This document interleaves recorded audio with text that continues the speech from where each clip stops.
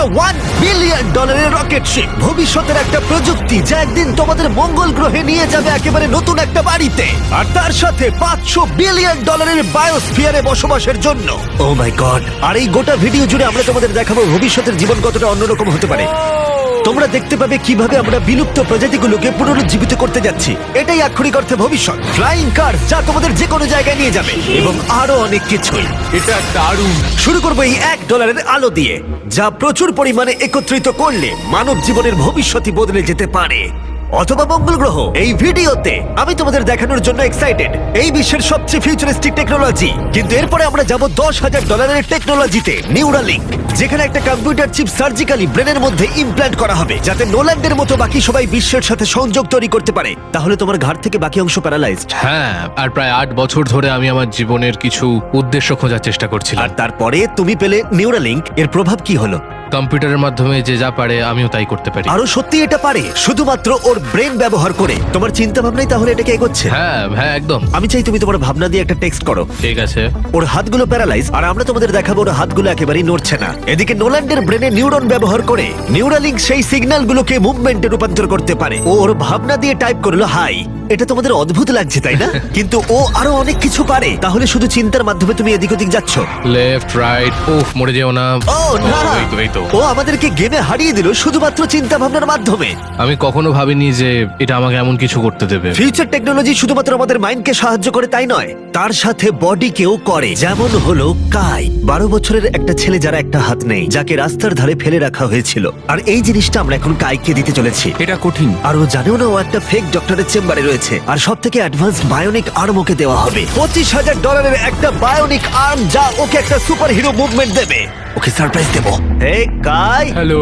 আচ্ছা, একটু তোমার ব্যাপারে আমাকে কিছু বলবে? আমার বয়স 12, আমাকে চায়না থেকে অ্যাডাপ্ট করা হয়েছে। কাই এটা জানেও না যে ওটা জিমি। তোমার মা আমাদেরকে বলেছে তোমরা আমাদের চ্যানেলের বড় ফ্যান।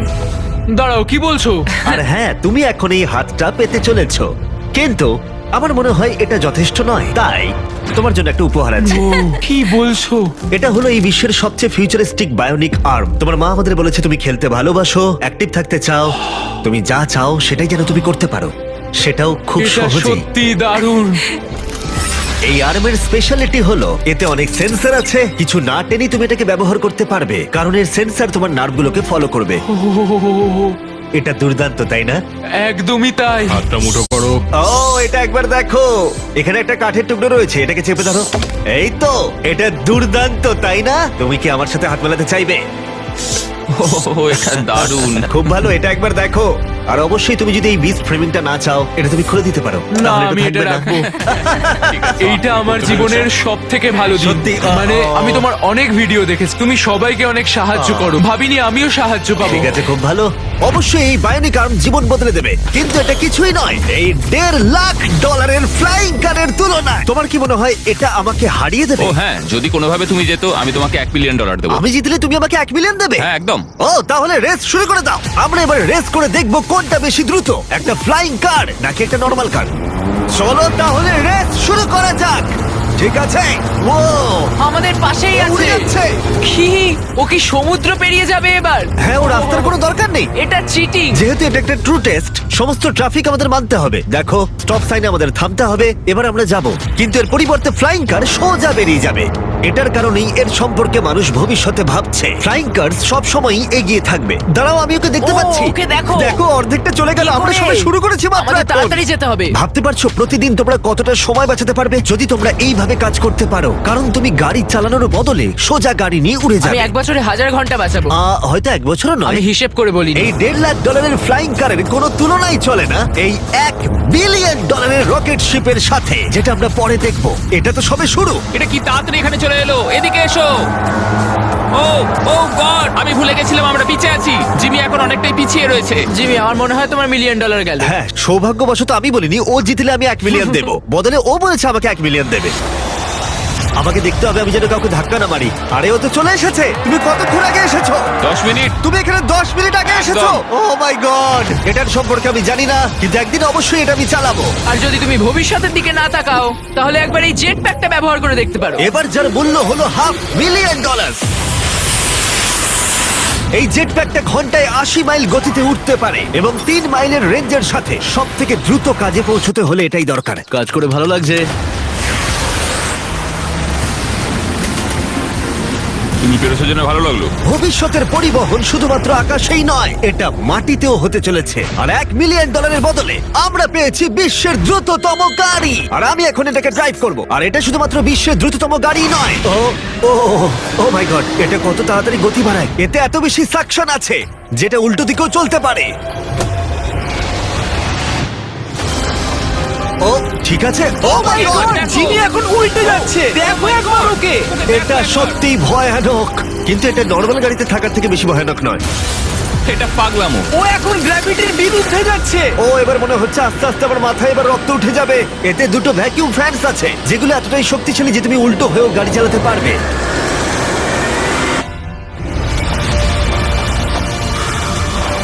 এটা খুব বেশি দূরে নয়, আর এর 10 গুণ মূল্য দিলে মার্সিডিজ তোমাকে উপহার দেবে একটা কনসেপ্ট কার যার মূল্য হলো $10 মিলিয়ন। এটাকে তুমি বলতে পারো কয়েকশো বছরের মধ্যে একটা ভবিষ্যৎ গাড়ির স্বপ্ন। এটা প্যান্ডোরার মহাবিশ্ব দ্বারাও অনুপ্রাণিত। এটা অনেকটা একটা প্রাণীর মতো দেখ, বলতে পারো অনেকটাই। যদি আমি এটাকে টাচ করি, হ্যাঁ, এটা রিয়াক্ট করবে। হ্যাঁ ওয়াও, এটাকে পোষ মানালে কেমন হবে? হ্যাঁ, দেখো ওটা ওর পছন্দ হচ্ছে। এটাকে ঠিক আছে, আমি কি এটাকে একটু ঘুরিয়ে আনতে পারি? হ্যাঁ, চলো একটু মজা করা যাক। কিছুই না, শুধু এটাকে প্রেস করলে সামনের দিকে এগিয়ে যাবে। এটা তো দারুণ। আর এটাকে টানলে স্টপ হয়ে যাবে। আর সব থেকে বড় টুইস্ট হলো সাইডওয়েজেও তুমি ড্রাইভ করতে পারো। ও মাই গড। এই চেয়ারগুলো তোমার হার্টবিট মাপবে আর সমস্ত ভাইটালসও, আর অটোমেটিক্যালি অ্যাডজাস্ট করবে, আর অটোমেটিক্যালি তোমার টেম্পারেচার চেঞ্জ করে দেবে। একটু দেখো এটা। আমি বলতে চাইছি আমিও এটা চালাতে পারবো। হ্যাঁ, তুমি করতেই পারো, কিন্তু এটার দাম কিন্তু $10 মিলিয়ন। মাথায় ও রেখো। তাই? হ্যাঁ, একদমই। আমি হ্যাঁ। এটা এখন বাহাত দিয়ে চালাচ্ছি। আচ্ছা, ও মাই গড, এটা খুবই অদ্ভুত। অদ্ভুত বলতে গেলে ওখানে ড্রোনটা দেখতে পাচ্ছ? হ্যাঁ, দেখেছি। এটাকে বলে উইং। এটা হলো লিটারালি ফিউচার অফ ডেলিভারি। এবার এটা দেখো, এটা অসাধারণ, সত্যি খুব অদ্ভুত লাগছে আমার। খুবই সুবিধাজনক। কয়েক মিনিটে তোমার প্যাকেজ ডেলিভারি করে দেবে। আর এটা টেস্ট করতে হলে, যখন আমরা আমাদের উইল্ডারনেস চ্যালেঞ্জ ভিডিও শুট করছিলাম, আমি কন্টেস্টেন্টদের জন্য উইং অ্যাপ থেকে জিনিসপত্র অর্ডার করছিলাম, আর ওরা নর্মাল ডেলিভারি করার বদলে উইং এর ডেলিভারি ছিল স্পেশাল। এই উইল্ডারনেস ভিডিওর জন্য যে কোনো ডেলিভারি সার্ভিসের থেকে অনেকটাই দ্রুত। যেখানে নর্মালি 1 ঘন্টা সময় লেগে যায়, এটা ডেলিভারি হলো 2 মিনিটের মধ্যে এই ঘন জঙ্গলেতে। চলো, খুলে গেল, তোমার ডেলিভারি হয়ে যাবে কয়েক মিনিটের মধ্যেই। আর উইং তোমাদের সেবায় সব সময় প্রস্তুত। এটা আবার কি উড়ন্ত প্যাকেজ? আর এটা শুধুমাত্র ফিউচার নয়, উইং ইতিমধ্যেই 7.5 লাখ প্যাকেজ মানুষের কাছে পৌঁছে দিয়েছে। Thanks Jimmy. wing.com/MrBeast যাও আরো কিছু জানতে। কিন্তু এখন আমরা যাব $200 মিলিয়ন টেকনোলজির দিকে, যেটা আমাদের উপহার দিয়েছে এই খাবার, যেটা লিটারালি উৎপাদন করে চলেছে কয়েক লক্ষ কেজি চিকেন একটাও মুরগি না মেরে, যেটা সত্যি অসাধারণ। কারণ প্রতিদিন প্রায় 220 মিলিয়ন মুরগি হত্যা করা হয় গোটা বিশ্বে মানুষের চাহিদা পূরণের জন্য। আর আপসাইড ফুডস রিসার্চ করে 200 মিলিয়নেরও বেশি খরচা করে এই টেকনোলজিটা বানিয়েছে, ডেভেলপমেন্ট করতে। তোমায় দেখাই কি করে করা হয়। হ্যাঁ, আমাকে বলো, আমি কিছুই বুঝতে পারছি না। যখন আমরা 2018 সালে একটা মুরগির ডিম থেকে কোষ বার করেছিলাম, তারপর ডিমের ছোট্ট একটা অংশ ভেঙেছিলাম, সেখান থেকে কোষ নিয়ে -80 ডিগ্রিতে জমিয়েছিলাম। ওয়াও! আর তুমি এই কোষগুলো ব্যবহার করে লক্ষ লক্ষ কেজি মুরগির মাংস তৈরি করছো। স্টেপ 2 হলো আমরা সেই কোষগুলোকে আস্তে আস্তে ও গলাবো। মাই গড! আর কোষগুলো মাল্টিপ্লাই করা হচ্ছে, আর কোষগুলো ক্রমশ বাড়ছে। যথেষ্ট গলানোর পরে আমরা স্টেপ 3 তে চলে যাব। এতে আছে প্রোটিন, ফ্যাট, সুগার। আমি চিকেন সেলকে খাওয়াচ্ছি তাহলে, যাতে চিকেন মিটগুলো বেড়ে যায়। ঠিক বললাম তো? হ্যাঁ, একদম। আর একবার মুরগির খাবার পাত্রে ঢুকে গেলে সেগুলোই পাইপের মধ্য দিয়ে কারখানায় চলে যায়, আর গোটা পদ্ধতি এভাবেই সম্পূর্ণ হয়। যেমন এটা দেখছো, চিকেনের কোষগুলো এখানে ক্রমাগত ভাসছে। ও মাই গড! এখানে তো অনেক মুরগি রয়েছে। তাহলে প্রতি 2 সেকেন্ডে একটা মুরগির সমান মুরগির মাংস উৎপাদিত হয়। হ্যাঁ, প্রত্যেক সেকেন্ডে। আর মুরগির জীবন বাঁচানোই আপসাইড ফুডসের একমাত্র লক্ষ্য নয়। এই মুরগিগুলো রোগে আক্রান্ত হয় না, তাই তোমাকে রোগ নিয়ে কোনো চিন্তা করতে হবে না, বা কোনো অসুস্থ চিকেনও তোমাকে খেতে হবে না। এটা একদিকে সত্যিই ভালো। চলো একবার ট্রাই করা যাক। প্লিজ, আমি এটা ট্রাই করতে চাই, টেস্ট করে দেখবো। এবার তাহলে আমরা এই মিটটাকে টেস্ট করে দেখবো। ভেতরে এসো আমার পরিচিত অন্যতম সেরা শেফ নিক ডিজিওভানি, আর ও আমাদের জন্য দুটো চিকেন স্যান্ডউইচ তৈরি করবে। এর মধ্যে একটা স্যান্ডউইচে মুরগি হত্যা করে চিকেন দেওয়া হয়েছে, অন্যটায় কোনো মুরগি হত্যা করা হয়নি, বরং ল্যাবে তৈরি হয়েছে। তোমার মনে হয় কোনটা বেশি ভালো হবে? আমার মনে হয় যদি ঠিকভাবে আমি এটা রান্না করি তুমি ধরতেও ঠিক পারবে না। আছে, এটা ভালো টেস্ট হবে। ও আমাদের প্রথমে এক রকমের স্যান্ডউইচ দেবে, আমরা দুজনেই এটা ট্রাই করে দেখবো। এটা হলো আসলটা, যেটা তারিকার আমি কেউ জানি না। চিয়ার্স। চিয়ার্স, চলো খাওয়া যাক। হ্যাঁ, চিকেন। চিকেন এবার আমরা এটা ট্রাই করব। এটা তাহলে কি আমরা জানি না। চিয়ার্স। আমি সত্যি পার্থক্য বুঝতে পারছি না। এটা তো পুরো একই রকম খেতে, মানে দুটোতেই চিকেন আছে। যাই হোক না কেন, দুটোর টেস্টই অসাধারণ। এটা ল্যাবে তৈরি হয়েছে। তুমি ভুল বললে, কি বলছো? আচ্ছা। ওটাই আসলে চাষ করা হয়েছে। সত্যি পার্থক্য বোঝা যাচ্ছে না, একদমই নয়। আর সত্যি অদূর ভবিষ্যতে এই টেকনোলজি কোটি কোটি মুরগি আর অন্য প্রাণীর জীবন বাঁচাতে পারে, যেটা আমাদেরকে কলোজালে নিয়ে এসেছে। $400 মিলিয়ন ফিউচার টেক, যেটা ভয়ঙ্কর নেকড়েকে ফিরিয়ে এনেছে। ফিরিয়ে আনার চেষ্টা চলছে উলি ম্যামথ আর ডোডো পাখিকেও। এ হলো ফাউন্ডার, আর এ বিলুপ্ত হয়ে যাওয়া প্রাণীকে আবার বর্তমানে ফিরিয়ে আনবার চেষ্টা করে তুমি যাচ্ছে। এখন আমাদের একজন সায়েন্টিস্ট, আর তুমি পুরো প্রসেসটা দেখতে পাবে। বিলুপ্ত প্রজাতি ফিরিয়ে আনার জন্য তুমি এবার আমাদের সাহায্য করবে। জানি না পারবো কিনা, কিন্তু চলো করা যাক। প্রায় হাজার হাজার বছর আগে এই বিশ্বে ম্যামথরা রাজত্ব করত, আর তুষার যুগের পরে ওরা বিলুপ্ত হয়ে যায়, তাদের ফসিল আর দাঁতের মধ্যে ডিএনএ অবশিষ্ট রেখে। এটা একটা সত্যিকারের দাঁত। এটা আলাস্কা থেকে 43,000 বছরের পুরনো। এটা বিশ্বের অন্যতম সেরা জিনিস হতে চলেছে। এটা সত্যিই তাই। আর আচ্ছা। এটার মাধ্যমে আমরা ম্যামথকে ফিরিয়ে আনবো। কত দশক পরে তুমি এরকম ম্যামথ তৈরি করতে পারবে? আমরা এই দশকে ম্যামথ তৈরি করে ফেলবো। ও মাই গড! আর আমি সরাসরি সাহায্য করছি একটা বিশাল ডিএম এর নমুনা সংগ্রহ করতে। আরে বাহ, ও, ঠিক আছে। পারফেক্ট, তুমি পেরেছো। এটা হলো 43,000 বছরের পুরনো একটা দাঁতের টুকরো, আর এটা একটা বিলুপ্ত প্রাণীকে জীবিত করবার প্রথম ধাপ মাত্র। এরপরে আমরা ডিএনএ ক্লোন করব। লেজারের মাধ্যমে প্রথমে ছিদ্র হবে, তারপর ট্রান্সফার এবং ক্লোনিং। এটাই প্রসেস। দাঁড়াও দাঁড়াও, আমি কোডটা ট্রাই করি। ঠিক আছে, 1 2 3 4। ও মাই গড, কেউ ভেতরে ঢুকতে চাইলে আমাকে জানিও। এটা কিন্তু 1 2 3 4 নয়। ওই অরেঞ্জ প্যাডেলটা একবার পা রাখো। ঠিক আছে। এখন তোমার ডান হাত দিয়ে তুমি সেই ছোট্ট পিপেটটা নাড়াবে হ্যাঁ। এবং লেজার দিয়ে কাটা গর্তটা দিয়ে যাবে। তুমি ঠিকঠাক পৌঁছে গেছো। ঠিক আছে। নির্ভুল অস্ত্রোপচার। তুমি পারবে। হ্যাঁ, হ্যাঁ, আরো আর তুমি পেরেছো। ঠিক আছে। হ্যাঁ, এই তো। হ্যাঁ, তুমি সফলভাবে ডিএনএ বের করে ফেলেছো। দাঁড়াও, এটা আমি অন্যটাতে রাখতে চাই। ও কি এটা করতে হ্যাঁ, ও পারবে? নিশ্চয়ই পারে। ও, মানে ঠিক আছে। ওটাই তো ক্লোনিং এর আমি প্রসেস। একজন ক্লোনার। তো এখন আমি বুঝেছি, চিন্তা করো না। তাহলে তুমি এটা এখানে ঢেলে দাও। হ্যাঁ, তুমি ও, ও, পারবে। ও, ও, একটু বেশি। ও ও ও না না না ও না। এটা কিন্তু যেটা হওয়ার কথা ছিল তার বিপরীত হলো। ক্লোনিং করতে আর একটু প্র্যাকটিস দরকার আমার। হ্যাঁ। কিন্তু একটা ম্যামথকে ফিরিয়ে আনবার আগে প্রথমে এর ডিএনএ একটা ইঁদুরের ডিএনএ এর সাথে মিশিয়ে আমরা একটা উলি মাউস তৈরি করব। আর মাত্র কয়েক বছরের মধ্যে কোলোজাল এই টেকনোলজি ইউজ করবে আবার বিলুপ্ত ম্যামথকে আসল জীবনে ফিরিয়ে আনার জন্য। ঠিক আছে, এবার আসল প্রশ্ন, এটাকে আমি টাচ করতে পারি? হ্যাঁ, আমাদের টিমকে বাদ দিয়ে তুমিই হচ্ছে প্রথম ব্যক্তি যে ইঁদুরটাকে টাচ করবে। এটা তুমি করতেই পারো। আমার যদিও ইঁদুরটাকে পছন্দ নয়। এবার সত্যি আমি এমন একটা প্রাণীকে টাচ করতে চলেছি যেটা সাম্প্রতিক ইতিহাসে কখনো ছিলই না। এ হলো ডেল। ডেল খুব সফট। তাহলে ম্যামথের ডিএনএ পাওয়া যাচ্ছে, কেউ কি কিনবে? আমি না, না, বেচতে না, চাই। কেউ ওর হাত ধুয়ে দাও, না, please। কলোজাল $400 মিলিয়ন খরচা করেছে শুধুমাত্র প্রাণীদের ফিরিয়ে আনার জন্য নয়, বরং তাদের বিলুপ্তির হাত থেকে বাঁচাবার জন্যও। আমাদের আচ্ছা, এই বায়োভল্টেই ইতিমধ্যে 1000-এরও বেশি প্রজাতি রয়েছে। এখানে প্রায় 1000-এরও বেশি প্রজাতি রয়েছে যারা বিলুপ্তির বিপদের মুখে রয়েছে, আর তুমি তাদের ডিএনএ সংগ্রহ করে রাখছো যদি কখনো একদম। প্রয়োজন পড়ে তার জন্য। বেন আমাকে কিছু স্যাম্পল লেভেল করতে দিয়েছে যেগুলো সংরক্ষণ করা হবে প্রায় 1000 বছর ধরে। এখানে প্রায় 1 ডজন বিলুপ্ত প্রায় প্রজাতি রয়েছে, যেটাকে আমি এখানে ঢোকাবো। বন্ধ করো। হ্যাঁ, ঠিক আছে। আর সংরক্ষণ করা হবে কয়েক বছর, কয়েক যুগ হ্যাঁ, ধরে। কয়েক আর যুগ এদের ধরে। মধ্যে যদি কেউ বিলুপ্ত হয়ে যায় তখন তুমি ব্লাড আর টিস্যু বের করবে আর আর ওদেরকে তাদেরকে ক্লোন ক্লোন করবে। করে তৈরি করবো। হ্যাঁ, এসব ব্যাপারে বেশি কেউ জানে না কেন? সেটা আমিও এটা তো ঠিক জানি দারুণ। না। আর এখান থেকে যাওয়ার আগে ওদের একটা ছোট্ট সারপ্রাইজ দেবো। আমি একটা উপকার করতে পারি? বলো। তারিখ আমাকে ওটা দাও। হ্যাঁ। এই কেকটা মাংস দিয়ে তৈরি, আর তোমার কাছে দুটো নেকড়ে আছে যাদের তুমি বিলুপ্তির হাত থেকে বাঁচিয়েছো। আমি জানি তোমার নেকড়েরা শিক্ষিত। যদি আমি এটা তোমাকে দিই আর তুমি এই মাংসের কেকটা ওই ভয়ঙ্কর নেকড়েদের দাওয়া শুট করো। আমি এটা নিশ্চয়ই করব। ঠিক আছে, ভালো লাগলো। তারপর বেন তার প্রতিশ্রুতি রেখেছিল। তোমরা দেখছো, এরা হলো মহাবিশ্বের একমাত্র দুটো ডায়ারউলফ যাদের অতীত থেকে এনে পুনরুজ্জীবিত করা হয়েছে। ওদের জন্য তৈরি করা একটা মিট কেক ওরা উপভোগ করছে। আর বলতে গেলে সমস্ত প্রাণী আর সমস্ত মানুষদেরকে বাঁচানোর একমাত্র পার্থক্য হলো $100 মিলিয়ন। এরপরে আসছে $1 বিলিয়ন বায়োস্ফিয়ার, যেটা অন্য গ্রহে মানুষের জীবন কেমন হবে সেই সম্পর্কে ব্লুপ্রিন্ট বলা যায়। ছেলেরা, চলো মঙ্গল গ্রহে একদিন বাস করে দেখা যাক। তাহলে করো যা। যেহেতু এই বায়োস্ফিয়ার মঙ্গলে আমাদের ভবিষ্যতের বাসস্থান হতে পারে, তাই ওখানে টিকে থাকতে হলে দরকার এর নিজস্ব অক্সিজেন, জল আর স্বনির্ভর খাদ্যের উৎস। ভেতরে এসো ছেলেরা, দরজাটা বন্ধ করে দাও। আমরা এখন বায়োস্ফিয়ারের ভেতরে আটকে আছি, তার মানে হলো আমরা এই স্যুটগুলো এখন খুলতে পারি। হ্যাঁ, নাকে লাগবে, আস্তে খোলো। ঠিক আছে, ঠিক আছো? ইয়ে! ঠিক আছে, একজন অ্যাস্ট্রোনট হওয়া তোমাদের ভাবনার থেকেও বেশি কঠিন। এবার মঙ্গলবাসী হিসেবে আমাদের প্রথম দিন শুরু করব আমরা। যদিও আমরা এখনো মঙ্গলে পৌঁছাইনি, তবু যদি পৃথিবী বসবাসের অযোগ্য হয়ে যায় তবে এই বায়োস্ফিয়ার আমাদেরকে বাঁচাবে। এই বায়োস্ফিয়ারে মানুষের জীবন ধারণের জন্য সবকিছুই রয়েছে। আমার জন্য গার্লফ্রেন্ডও? এটা একটা বায়োস্ফিয়ার, ভুলে যেও না, কোনো মিরাকেল হয় না। এখানে 5টা আলাদা বায়োমস রয়েছে, অনেকটা মাইনক্রাফটস এর মতো। আমি তোমাদের এদের মধ্যে একটাই নিয়ে যাব, একটা রেন ফরেস্ট। আমি জানি না তোমরা বুঝতে পারছো কিনা, এখানে যে গাছগুলোকে দেখতে পাচ্ছ তাদের মধ্যে কয়েকটার বয়স 30 বছরেরও বেশি। এটা তারেকের থেকেও বয়স্ক। না, এটা আসলে তা নয়। তার মানে সমবয়সী। এবার আমরা এখানটা একটু ঘুরে দেখবো, আর রেন ফরেস্টে তার সাথে বৃষ্টিও হবে। এখানে বৃষ্টি পড়ছে। আমি ওদেরকে বলেছিলাম বায়োস্ফিয়ারের একমাত্র বাদিকেই যেন বৃষ্টি হয়, সেই জন্য আমি শুকনো আছি আর তোমরা ভিজে গেছো। তোমার কি ঠান্ডা লাগছে? হ্যাঁ, জমে যাচ্ছি। এদিকে এসো, এখানে বৃষ্টি হচ্ছে না। এখানে সত্যি সত্যি বৃষ্টি হচ্ছে তোমরা না। কি কখনো ক্রিসমাসে স্নো গ্লোবস কিনেছো?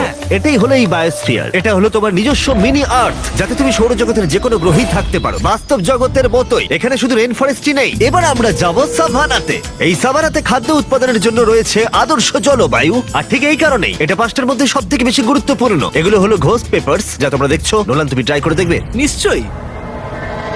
ও আমার খুব ঝাল লেগেছে, আমার জল চাই, জল দাও এটা কেউ একটা আমাকে। Ghost paper. নোলান, মঙ্গলে এত জল পাওয়া যাবে না, নষ্ট করো না। দুধ এখানে সাহায্য করে। আমাদের ফেস্টিভ্যালস ক্যারামেল চকলেট বার খেয়েছো? মজা না করে এটা আমাকে দাও। আর অনেকটা নোলানের মুখের অবস্থার মতোই আমরা এখন আছি ডেজার্ট বায়োমে। ডু নট এন্টার সাইনটা ইগনোর করো। বাতাসটা অনুভব করছো? দাঁড়াও, আমরা ভেতরে আছি। বাতাস এমন ভাবে বইছে যাতে গাছগুলো শক্তি পেয়ে দাঁড়িয়ে থাকতে পারে, এবং তার সাথে এটা এই বায়োস্ফিয়ার থেকে বেরিয়ে আসা অসংখ্য আবিষ্কারের মধ্যে একটা। এটা একটা দারুণ রিসার্চ। ঠিক আছে, তাহলে এবার এখানে রয়েছে সোয়ার্ম প্ল্যান্ট, আর এটার মজার বিষয় হলো একটা ডাল ধরো। এটা কি? এটা পুরো পটেটো চিপসের মতো খেতে। এটা দারুণ মুচমুচে, তাই না?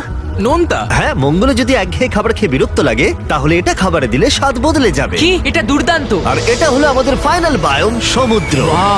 এটা দেখো, এটা একটা বিচ। সত্যি একটা বিচ রয়েছে এই বায়োমের ভেতরে। বাকি জীবনটা কাটানোর জন্য সব জিনিসই এখানে রয়েছে, প্রায় সবই। চলো মঙ্গল গ্রহে ডিনার করা যাক। ঘোস্ট পেপার বাদে আরো ঘোষ পেপারের সাথে চলো এটা করি। এটা একটা সুন্দর গার্ডেন, যেটা 2.5 একর কৃষি জমির সমান পরিমাণ খাদ্য উৎপাদন করতে পারে। মাত্র 20 বছর আগে যদি কেউ এই গার্ডেনটাকে একটা ব্যবসায় পরিণত করতে চাইতো, সেটা প্রায় অসম্ভব ছিল।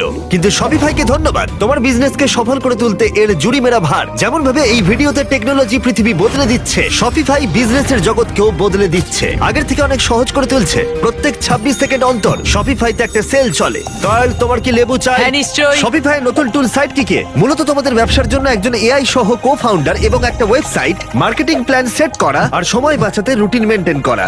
এটা সত্যিই দারুণ। আবার ঘোস্ট পেপার? না। এটা ছোট। না।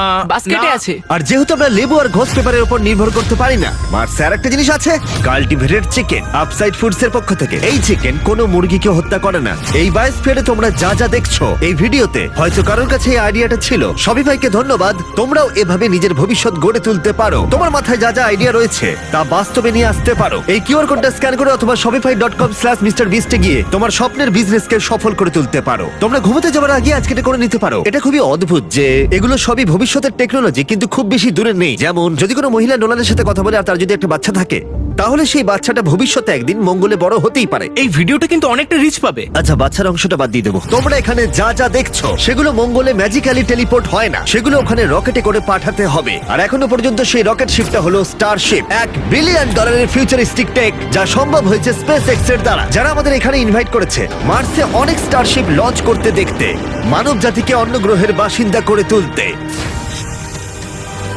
স্টারশিপ এখানে তৈরি করছে বিশ্বের অন্যতম বৃহৎ বিল্ডিং। ওদের এত বড় বিল্ডিং কেন প্রয়োজন পড়ে? সাধারণত র মেটেরিয়াল এক প্রান্তে আসে আর রকেট শিপ তৈরি হয় অন্য প্রান্তে। ওটার মতো? হ্যাঁ, আমি বলতে চাইছি রকেট শিপের পিক্স সব জায়গায় রয়েছে। আর আমরা পেয়েছি স্টারশিপস এর ভাইস প্রেসিডেন্টকে। ও আমাদের এখানকার ডেভেলপিং টেকনোলজি দেখাবে যা মানব জাতির ভবিষ্যৎ নির্ধারণ করবে। এটা স্টারশিপের ভেতরটা। Wow! কয়েক বছরের মধ্যেই আমরা মানুষকে চাঁদে পাঠাবো, আর তারপরে মার্সে। মঙ্গলে যাওয়ার টিকিট কিনতে পারি আমরা? এ বিষয়ে আমরা পরে কথা বলবো। দেখা যাক। আর তুমি কি একেবারেই হাজার হাজার স্টারশিপ পাঠাতে চাও? হাজার হাজার স্টারশিপ। প্রত্যেক স্টারশিপে 100 জন থাকতে পারবে? হ্যাঁ।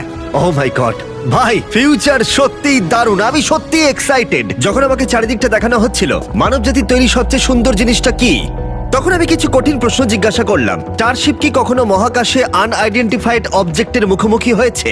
এখনো নয়, তবে পরে গিয়ে হতে পারে। উত্তরটা কি উল্টো হবে যদি আমি ক্যামেরার পিছনে জিজ্ঞাসা করি? না। ঠিক আছে, চলো যাওয়া যাক। অদ্ভুত লাগছে এখানে সবাই কতটা নরমাল। যেমন সবাই এখানে পরিশ্রম করছে, কিন্তু ওরা রকেট তৈরি করতে পুরোপুরি অভ্যস্ত হয়ে গেছে। এটা দারুণ, সত্যিই দারুণ। তোমরা কি বুঝতে পারছো তোমরা রকেট শিপ তৈরি করছো? হ্যাঁ এটা দুর্দান্ত, তাই না? আমি একদমই। অবাক হতাম যদি ওরা না বুঝতে পারতো। আর এই দুজন যে রকেটগুলো তৈরি করছে সেগুলো পুরোপুরি রিইউজেবল স্টারশিপস। আর যখন সেগুলো পৃথিবীর আবহাওয়ায় ফিরে আসবে সেগুলো লাভার থেকেও বেশি তাপমাত্রা সহ্য করতে পারবে। তাই স্পেসএক্স টিম তৈরি করেছে একটা কাস্টম হিটশিল্ড সিস্টেম। হিটশিল্ডের ব্যাপারে তখন আমরা কথা বলছিলাম, আর এখানে তোমার জন্য একটা রেখেছি আমি। তোমার কি মনে হয়? তাহলে এটা হলো হিটশিল্ড টাইল। এটা আসল হিটশিল্ড টাইল। এটা তো খুবই হালকা, একটু ধরে দেখো। এরকম প্রায় দারুণ। 18,000 আছে। এটা কত গরম হতে পারে?